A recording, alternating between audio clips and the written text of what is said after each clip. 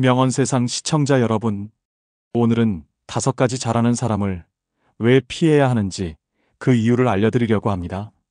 그 이유는 이런 사람들이 나를 배신할 가능성이 크기 때문입니다. 회사나 모임 등의 사회생활에서 다양한 종류의 사람들을 만나게 됩니다. 정말 인간다운 모습을 보여주어 존경을 받는 분들이 있는가 하면 그렇지 않은 분들도 있습니다. 겉모습은 인간답고 존경스럽지만 속모습은 전혀 다른 사람도 있습니다. 이런 사람들의 특징을 알아보고 대처하는 방법도 알려드릴 테니 영상 끝까지 시청해주세요. 그리고 내 주변에 어떤 사람이 이런 사람에 해당되는지 생각해 보시고 댓글로 달아주세요. 많은 분들께 도움이 될 거라 생각됩니다. 그럼 시작하겠습니다.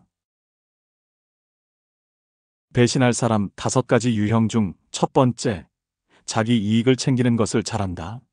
세상을 살다 보면 정말 영리하다 싶을 정도로 자기 이익을 잘 챙기는 사람들이 있습니다. 이들은 기회가 생기면 재빠르게 자신의 몫을 챙기고 손해볼 것 같으면 한 발 먼저 발을 빼는 능력이 탁월한 사람들입니다. 문제는 이런 사람들이 자기만 챙기고 남은 돌아보지 않는다는 점입니다. 이들은 첫 번째, 좋은 기회는 자기 것으로 삼고 힘든 일은 남의 몫으로 남겨둡니다. 무임승차자라고 많이 들어보셨죠? 팀 프로젝트에서 발표할 때는 적극적으로 나서서 좋은 평가를 받지만 정작 힘든 자료 조사나 정리는 남에게 떠넘기는 사람. 학교 다닐 때 많이 경험해 보셨을 겁니다. 이런 유사한 일들은 회사나 모임에서 흔히 있는 일입니다. 두 번째, 필요할 때만 친한 척하는 겁니다. 이들은 자기에게 이득이 될 때는 친한 척하지만 필요가 없어지면 연락도 끊습니다.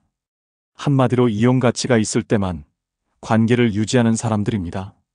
회사에서 승진을 앞두고 상사에게는 살갑게 대하지만 관련 없는 동료들에게는 차갑게 대하는 직원들도 있고, 경조사가 있을 때는 전화해서 알리고 이후에는 연락을 끊는 사람들도 있습니다. 벤자민 프랭클린은 사람을 믿되 그 사람이 무엇을 원하는지는 반드시 살펴라. 오스카 와일드는 남이 너를 이용하도록 두지 마라. 사람들은 필요할 때만 너를 찾고 필요가 사라지면 떠난다. 워런 버핏은 이기적인 사람은 내가 그들을 위해 무엇을 해줄 수 있는지만 생각한다라고 말씀하셨습니다. 위의 명언들은 상대가 친절해 보이더라도 자기 이익을 추구하는 사람을 경계하며 그들에게 휘둘리지 말라는 교훈을 알려주고 있습니다. 자기 이익만 챙기는 사람들에게 당하지 않으려면 그들의 본성을 빨리 파악하는 것이 중요합니다. 처음엔 다정하게 다가와도 결국엔 자기 이익을 위해 움직이는 사람이라는 기억해야 합니다. 적당한 거리를 유지하고 내 몫까지 빼앗기지 않는 것이 가장 현명한 대처법일 것입니다. 배신할 사람 5가지 유형 중 두 번째, 비밀을 남에게 말하는 것을 잘한다. 살다 보면 입이 가벼운 사람들을 한 번쯤 만나게 됩니다. 문제는 그들이 단순히 말실수를 하는 것이 아니라 종종 의도적으로 정보를 흘린다는 점입니다. 비밀을 지켜줄 것처럼 굴면서도 결국에는 자신의 흥미나 이익을 위해 남의 이야기를 퍼뜨리는 사람들. 이런 사람들에게 속지 않으려면 그들의 특징을 잘 파악해야 합니다. 첫 번째, 너한테만 말하는 건데라는 말을 자주 합니다. 비밀을 잘 발설하는 사람들은 늘 이건 너한테만 하는 말이야, 아무한테도 말하지 마라는 말을 달고 삽니다. 하지만 그 말을 듣고 나면 정작 다른 사람에게도 똑같이 이야기하고 있을 가능성이 큽니다. 두 번째, 비밀을 가십거리로 소비합니다. 이들은 비밀을 하나의 재미있는 이야기 정도로 여깁니다. 심각한 이야기라도 흥미를 끌 수 있다면 사람들에게 퍼뜨리는데 주저하지 않습니다. 특히 자신이 관심받을 수 있다면 더 적극적으로 비밀을 흘립니다. 직장에서 아무래도 김 부장님이 퇴사할 것 같아. 근데 이거 아무에게도 말하면 안 돼. 비밀이야. 라고 말했지만 이미 사무실 전체에 소문이 퍼지고 말았습니다. 세 번째, 남의 비밀을 이용해 자신의 입지를 다진다는 겁니다. 이들은 단순히 말을 많이 하는 것이 아니라 비밀을 이용해 자신의 위치를 유리하게 만들려는 성향이 있습니다. 중요한 정보를 알고 있다는 듯이 행동하며 이를 이용해 사람들과 가까워지려 합니다. 회사 동료가 상사의 사적인 이야기를 흘리며 다른 동료들에게 이거 김 이사님에게 직접 들은 이야기야. 내가 김 이사님하고 좀 친하잖아. 이 소식은 우리 팀에서 나밖에 모를 거야라고 자신의 영향력을 과시합니다. 아랍 속담에 비밀을 지킬 줄 모르는 사람에게 신뢰를 맡기는 것은 물에 구멍난 배를 띄우는 것과 같다라고 합니다. 벤저민 프랭클린은 신뢰는 비밀을 지킬 줄 아는 사람에게만 주어지는 것이다라고 하셨습니다. 비밀을 쉽게 발설하는 사람은 신뢰할 수 없으며 경계함을 의미해주고 있습니다. 비밀을 쉽게 발설하는 사람들에게 당하지 않으려면 그들에게 중요한 정보를 쉽게 넘기지 않는 것이 중요합니다. 나도 모르게 내 이야기가 퍼지는 느낌이 든다면 그 사람과의 대화를 조심해야 합니다. 결국 비밀을 지킬 줄 아는 사람과 관계를 맺는 것이 더 건강한 인간관계를 만드는 길입니다.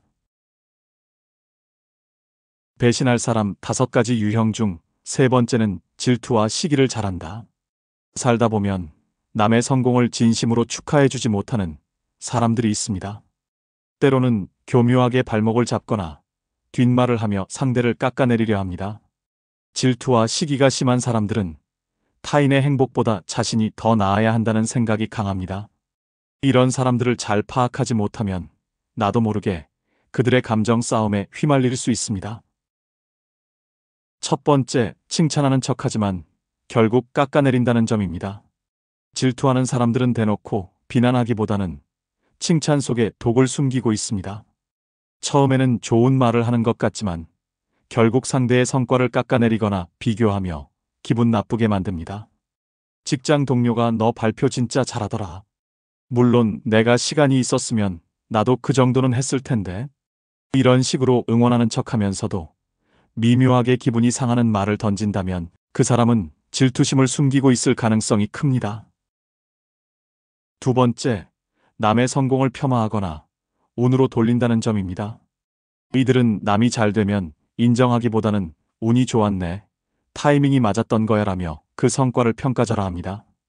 남이 노력해서 얻은 결과조차도 자신보다 우월하지 않다고 합리화하려 합니다. 동료가 이렇게 말합니다. 너 이번에 계약 따냈다며? 축하해. 그런데 요즘 많이들 계약 따내더라고. 이런 말을 듣는 사람은 어떤 마음이 들까요? 세 번째, 남이 잘 되면 불편해하고 실패하면 속으로 기뻐한다는 점입니다. 이들은 남의 행복보다 남이 나보다 못한 상태일 때 더 편안함을 느낍니다. 평소에는 친절해 보이지만 막상 상대가 어려움을 겪으면 속으로 기뻐하는 모습이 보이기도 합니다. 동료가 너 이번에 프로젝트 실패했다며? 너무 부담됐던 거 아니야? 라고 걱정하는 척했지만 속으로는 실패한 것에 기뻐하고 있었던 것입니다. 이런 사람들은 타인의 성공이 자신을 초라하게 만든다고 느끼기 때문에 질투심을 드러냅니다.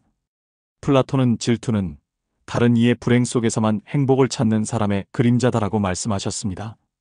토마스 풀러는 질투하는 이는 자신보다 나은 사람에게 복수를 꿈꾸며 산다. 그리고 프리드리히 니체는 질투는 영혼을 좀먹는 녹이다라고 말씀하셨습니다. 질투와 시기가 심한 사람들과 관계를 맺다 보면 내가 잘 되는 것이 오히려 불편해질 수 있습니다. 자신의 성취에 대해서는 자부심을 갖고 실패에 대해 반성하는 모습을 보이면 됩니다. 또한 질투를 하는 사람의 말에 휘둘리지 말아야 합니다. 그들의 말은 상대를 깎아내리려는 심리에서 나오는 것이므로 진지하게 받아들일 필요가 없습니다. 배신할 사람 5가지 유형 중 4번째, 책임을 회피하고 변명을 잘한다. 책임감 있는 사람들은 실수를 하면 인정하고 해결하려고 합니다. 하지만 책임을 회피하는 사람들은 다릅니다.